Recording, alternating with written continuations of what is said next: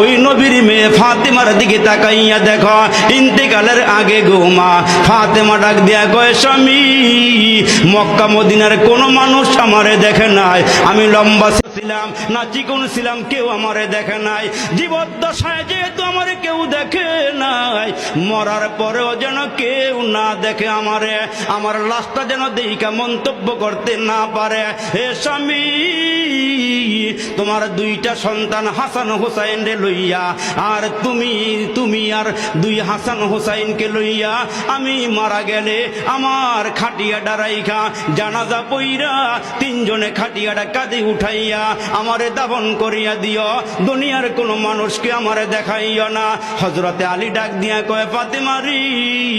খাটিয়া বহন করতে চারজন লোক লাগে, কয় চারজন লাগবে না,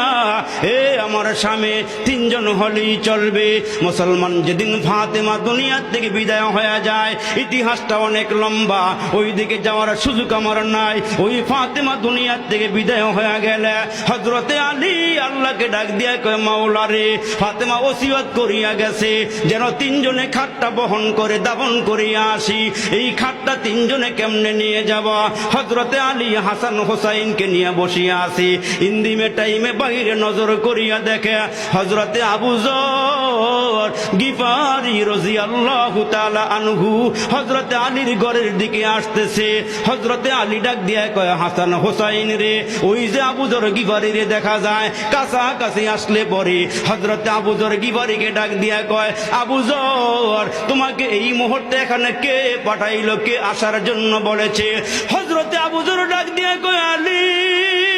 রাতের বেলা আমি যখন ঘরে ঘুমাইয়া আছি আমার নবী আমারে ডাক দিয়া কয় আবু যর রে রাতের বেলা এ আবু যর দেরি কইরো না, ফাতেমা মারা যাবে, তার খাটটা বহন করার জন্য হাসান